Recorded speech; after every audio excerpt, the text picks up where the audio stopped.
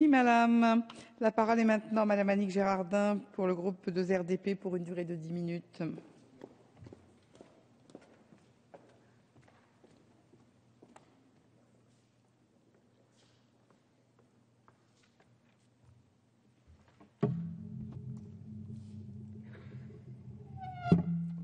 Madame la Présidente, Madame la Ministre, Mesdames et Messieurs les rapporteurs, mes chers collègues, nous sommes donc aujourd'hui réunis dans le cadre de cette semaine de contrôle pour débattre ensemble de l'hébergement d'urgence et en particulier des suites de l'excellent rapport commis par nos collègues Daniel Hoffmann-Rispal et Arnaud Richard pour le comité d'évaluation et de contrôle.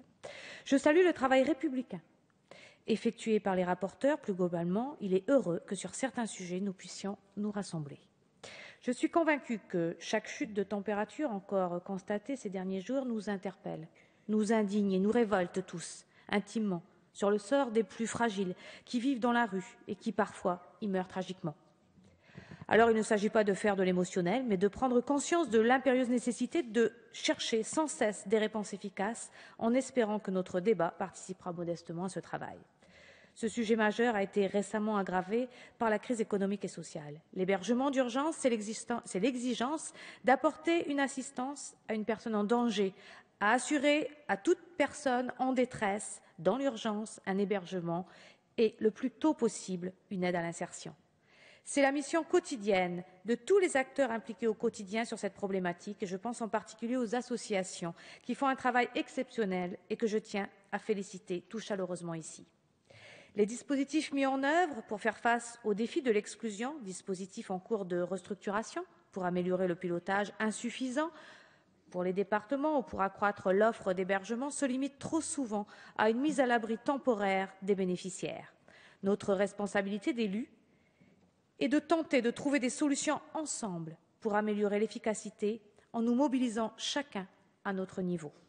Cette mobilisation est d'autant plus indispensable que la crise économique et sociale a aggravé les difficultés des sans-abri et des personnes mal logées proches de la rue. Et nous savons aujourd'hui que les accidents de la vie déclenchent plus rapidement qu'avant la perte du logement. Depuis une dizaine d'années, le constat est clair. Non seulement nous ne construisons pas assez de logements en général, mais nous ne construisons pas assez de logements sociaux et très sociaux ou de logements adaptés aux populations les plus défavorisées. Concernant l'hébergement d'extrême urgence, selon le dernier baromètre du 115, dévoilé mercredi 5 décembre 2012, la prise en charge des sans-abri s'est encore détériorée depuis un an. Dans les 37 départements étudiés, les demandes d'hébergement ont augmenté de 37% par rapport au mois de novembre 2011. Le dispositif actuel ne parvient plus à répondre aux besoins. Le taux de réponse négative atteint 78% et cette situation se propage jusque dans les territoires épargnés, touchant plus en plus de familles et de jeunes. Et ces chiffres-là sont en hausse de 60%. Le gouvernement a choisi cette année de faire face à cet afflux important des demandes d'hébergement d'urgence et de mise à l'abri en mobilisant le maximum de places supplémentaires sans attendre la baisse des températures.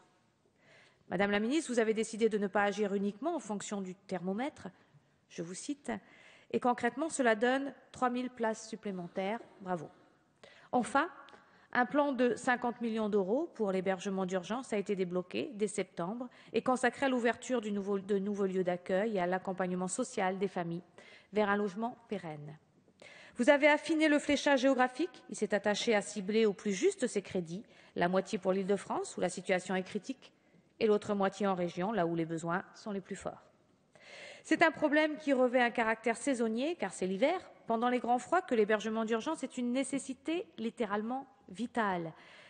Même si les statistiques montrent que les sans-abri meurent plus l'été que l'hiver, c'est peut-être aussi parce que c'est en cours de cette période hivernale qu'ils sont le mieux accompagnés. Mais cette logique saisonnière a ses limites, et je salue l'objectif du gouvernement d'en sortir.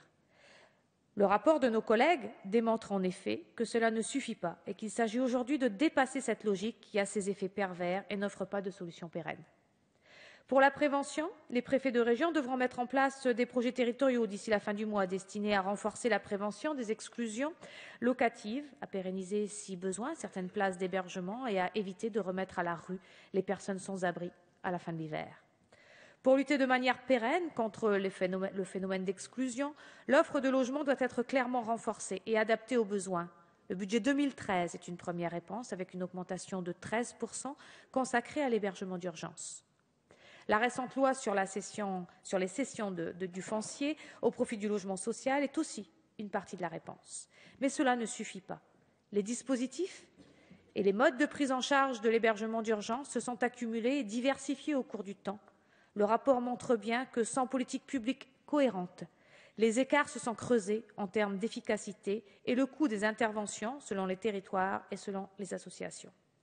La loi du 29 juillet 1998 a tenté de pallier à ce défaut en créant un dispositif global de veille sociale, mais il s'avère insuffisant.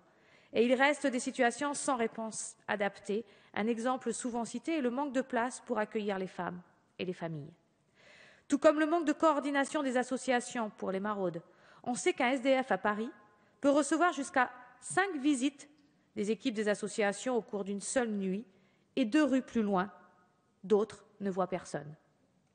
Concernant l'encadrement législatif, la loi sur le droit au logement opposable, dite DALO, du 5 mars 2007 et la loi du 25 mars 2009 de mobilisation pour le logement et la lutte contre l'exclusion améliorent l'accompagnement personnalisé pour les personnes.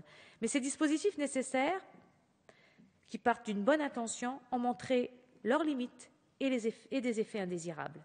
Concernant le DALO, Madame la Ministre, votre circulaire en date du 26 octobre dernier, qui oblige les préfets à mettre en œuvre le relogement effectif des ménages reconnus prioritairement avant la date à laquelle leur expulsion pourrait avoir lieu et qui met en place des aides supplémentaires permettant de réduire le délai de relogement des ménages ayant accumulé des dettes locatives est certainement une avancée louable, mais les associations s'inquiètent concernant les moyens dont vous allez disposer pour assurer sa mise en œuvre ou la mise en œuvre de cette circulaire. Nous comptons bien sur la hausse de la taxation sur les logements vacants pour répondre en partie au financement et aux problèmes, surtout lorsque l'on sait que 2 à 3 millions de logements vacants sont encore disponibles.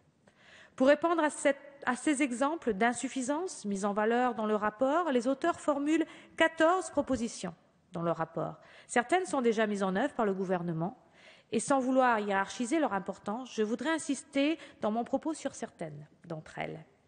D'abord, de façon temporaire, nous l'espérons, poursuivre la pérennisation engagée des places supplémentaires ouvertes chaque hiver dans les zones les plus tendues me semble essentiel, notamment pour éviter les polémiques un peu stériles sur les réquisitions. Mais si elle doit rester la solution, eh bien, qu'on l'utilise. Pour l'amélioration de la prévention dans notre période de crise, la proposition numéro 4 est excellente. Elle propose l'orientation de l'activité des commissions départementales de coordination des actions de prévention des expulsions locatives vers l'étude des dossiers individuels d'impayés de loyers, notamment les plus complexes et les plus susceptibles de conduire à la mise à la rue des ménages concernés. Pour perfectionner la gouvernance, faire en sorte qu'à court terme, une seule direction d'administration centrale soit chargée de la conception et de la mise en œuvre de la politique d'hébergement et d'accès au logement des personnes sans domicile ou mal logées, est une proposition qui répond à une faiblesse souvent relevée. Dans le même esprit d'amélioration de la gouvernance, la mise en place des lieux de dialogue et d'échange rassemblant au niveau national et déconcentré les opérateurs associatifs et l'État afin d'envisager les meilleures modalités d'organisation et de mise en œuvre du service public, de l'hébergement, de l'accès au logement des personnes sans domicile ou mal logées serait un progrès considérable. Ça ne coûte rien ou presque et c'est tout simplement tellement peu compliqué à mettre en œuvre. Enfin, procéder à la création de plateaux techniques constitués notamment de travailleurs sociaux des actuels centres d'hébergement afin de mettre en œuvre l'accompagnement social dans le logement de personnes bénéficiaires de la stratégie du logement d'abord est une proposition novatrice que des associations compétentes réclament légitimement. Mes chers collègues, une société juste, c'est d'abord une société dans laquelle les plus défavorisés le sont le moins possible. C'est ce qu'a théorisé John Rawls il y a 40 ans dans son livre « Théorie de la justice ». Un de ses critères fondamentaux pour évaluer le degré de justice sociale d'une société, c'est le fameux principe du maximum. Autrement dit, on reconnaît une société juste à la façon dont elle traite les plus fragiles, les plus démunis. Depuis quelques années, plusieurs rapports ont été consacrés à ces questions d'hébergement d'urgence et nous disposons d'une meilleure connaissance des problématiques et de beaucoup de propositions. Nous avons le devoir collectif de les mettre en œuvre. Mobilisons-nous tous sur l'hébergement d'urgence qui est, en métropole comme en Outre-mer, vous l'avez dit ma chère collègue, plus que jamais un devoir de solidarité nationale. Merci. Merci Madame Girardin.